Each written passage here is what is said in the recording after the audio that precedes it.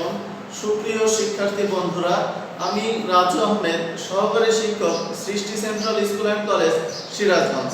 তো আজকে আমি উপস্থিত হয়েছি তোমাদের ষষ্ঠ শ্রেণীর প্রথম অধ্যায় নিয়ে। আমরা প্রথম অধ্যায়ের আলোচনার বিষয় হচ্ছে বৈজ্ঞানিক প্রক্রিয়া এবং পরিমাপ। তো এই কোভিড পরিস্থিতিতে আশা করি তোমরা আল্লাহর রহমতে বাসায় আছো, সুস্থ আছো এবং ভালো আছো। তো আসো আমরা আজকে জানবো বৈজ্ঞানিক বিভিন্ন প্রক্রিয়া সম্পর্কে এবং পরিমাপ সম্পর্কে। আজকে আমি তোমাদের আলোচনা করব তোমাদের প্রথম অধ্যায়ের পাঠ 1 নিয়ে। তো পাঠ 1 এ রয়েছে বিজ্ঞান সম্পর্কে। বিজ্ঞান কি? বিজ্ঞান কি? তাহলে যদি আমরা প্রশ্ন করি বিজ্ঞান কি, তাহলে এর উত্তরে কি আসবে?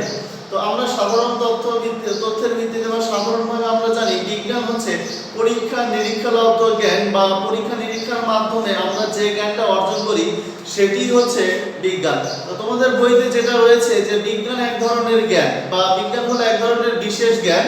তো জ্ঞান হলো কোনো কিছু সম্পর্কে তথ্য। আমরা যে কোনো কিছু সম্পর্কে যাই জানি না কেন সেটাই কিন্তু তথ্য বা জ্ঞান।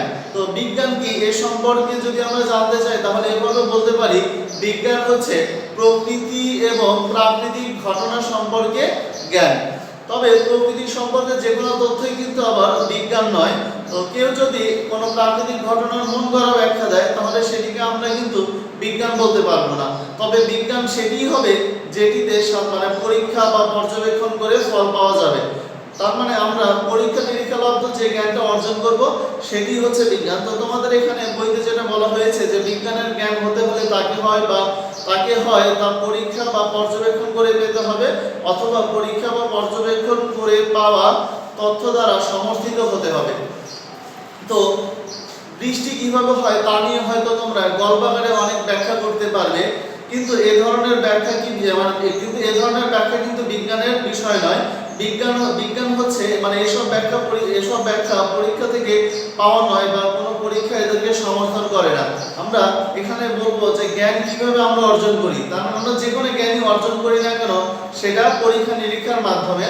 তো এখন পরীক্ষা নিরীক্ষা ছাড়া কিন্তু জ্ঞান আমাদের সম্পন্ন হয় না। তো এখানে বিজ্ঞানের জ্ঞান অর্জনের জন্য যেমন বৈজ্ঞানিক প্রক্রিয়া দরকার, তেমনি দরকার একটি বিজ্ঞানসম্মত দৃষ্টিভঙ্গি বা মনোভাব। তো এখানে বিজ্ঞানসম্মত দৃষ্টিভঙ্গি এখানে আমাদের সবচেয়ে গুরুত্বপূর্ণ বিষয়ের প্রতি খেয়াল রাখতে হবে সেটি হচ্ছে বিজ্ঞানসম্মত দৃষ্টিভঙ্গি। তার মানে যে কোনো বিষয় সম্পর্কে জানতে হলে অবশ্যই আমাদেরকে সেই বিষয়ের গভীরে যেতে হবে এবং সেটিকে বিজ্ঞানসম্মত দৃষ্টিভঙ্গির আলোকে বিচার বিশ্লেষণ করতে হবে, তবেই আমরা বিজ্ঞানের জ্ঞানকে আহরণ করতে পারবো। তো এই বৈজ্ঞানিক প্রক্রিয়ার বেশ কিছু ধাপ রয়েছে। তো এবার আমরা জানবো বৈজ্ঞানিক প্রক্রিয়ার ধাপ সম্পর্কে।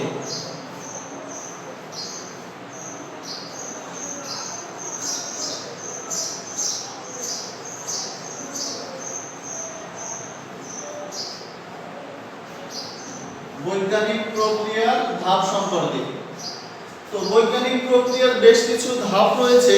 তো ধাপগুলোকে যদি আমরা বিশ্লেষণ করি বা ধাপগুলোকে আমরা জানতে চাই তাহলে প্রথম ধাপটি হবে প্রশ্ন বা সমস্যা নির্বাচন।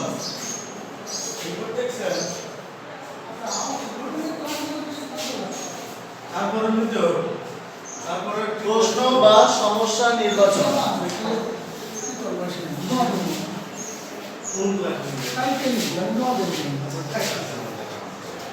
এরপরে দ্বিতীয় সমস্যাটি হচ্ছে বিদ্যমান তথ্য সংগ্রহ।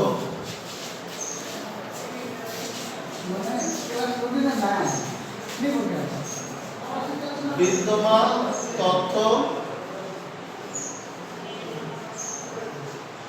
সংগ্রহ। এর পরবর্তী ধাপ হচ্ছে সম্ভাব্য ফলাফল।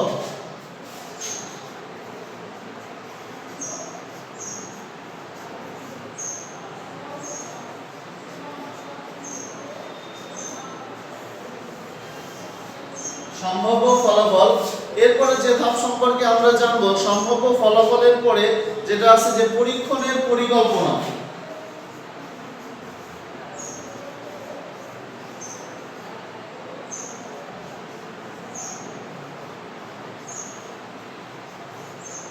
পরীক্ষণের পরিকল্পনা। আসো আমরা যদি এই চারটি ধাপ সম্পর্কে প্রথমে অবগত হই, তো ধাপ আরো কয়েকটি আছে, তো যেগুলো হচ্ছে তোমার পরীক্ষণের পরিকল্পনা, এরপরে পরীক্ষণ, এরপরে যে ধাপটি সেটি হচ্ছে পরীক্ষণ।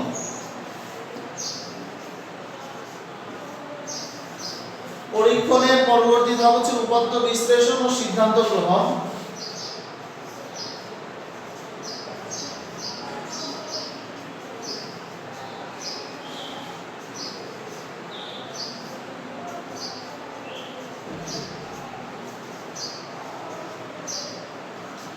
উপাত্ত বিশ্লেষণ ও সিদ্ধান্ত গ্রহণ।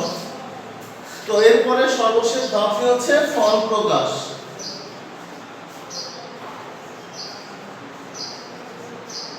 এবং সর্বশেষ ধাপটি হচ্ছে ফল প্রকাশ। তার মানে কোন সমস্যা সম্পর্কে যদি আমরা জানতে চাই এবং সেই সমস্যাটি সম্পর্কে যদি আমাদের জ্ঞান আহরণ করতে হয় বা সমস্যাটি সমাধান করতে চাই, তাহলে কিন্তু বৈজ্ঞানিক প্রক্রিয়ার এই ধাপগুলো যথাযথভাবে বা সঠিকভাবে অনুসরণের মাধ্যমে আমরা সেই বিষয়টি সম্পর্কে জ্ঞান আহরণ করতে পারবো। তো এখানে প্রথম অংশটি যেটা বলা হয়েছে প্রশ্ন বা সমস্যা নির্বাচন।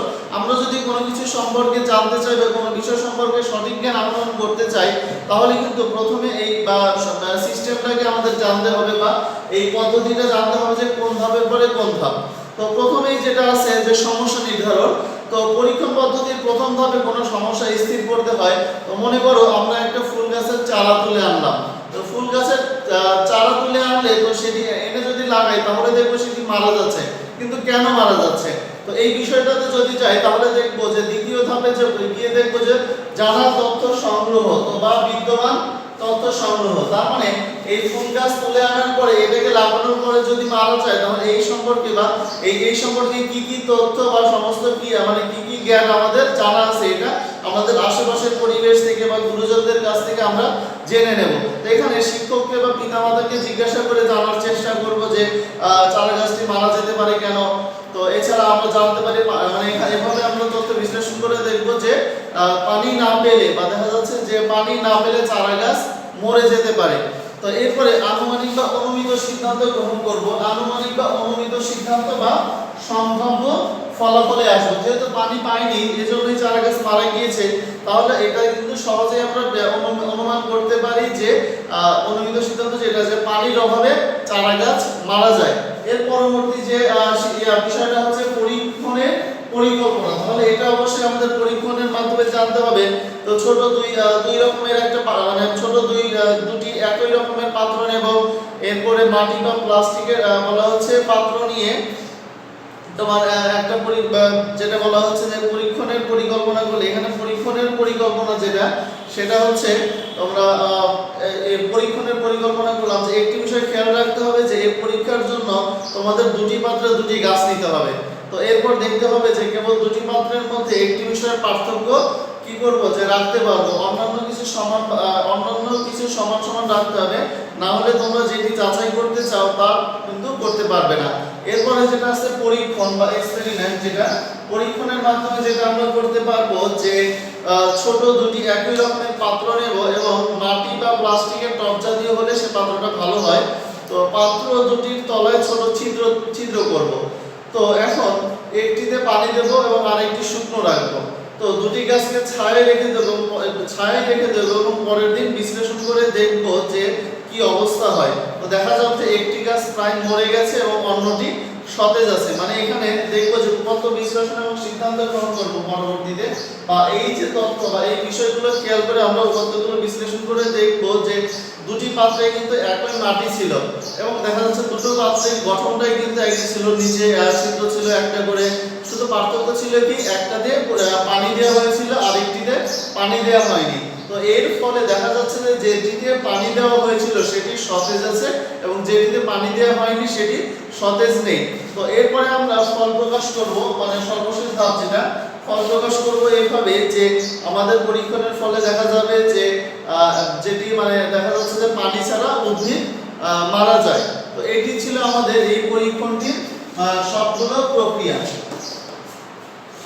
তো এইভাবেই কিন্তু আমরা জানতে পারলাম যে একটি গাছ পানি ছাড়া কিভাবে মারা যায়। তো সুপ্রিয় শিক্ষার্থী বন্ধুরা, আজকে এ পর্যন্তই। তো আগামী ক্লাসে দেখা হবে তোমাদের সাথে অবশ্যই নতুন কোনো বিষয় নিয়ে। তবে সে পর্যন্ত তোমরা অবশ্যই ভালো থাকবে এবং এই কোভিড-19 পরিস্থিতিতে বাসায় অবস্থান করবে এবং নিজেদের স্বাস্থ্যের খেয়াল রাখবে এবং স্বাস্থ্যবিধি মেনে চলবে। সবাইকে ধন্যবাদ। আসসালামু আলাইকুম।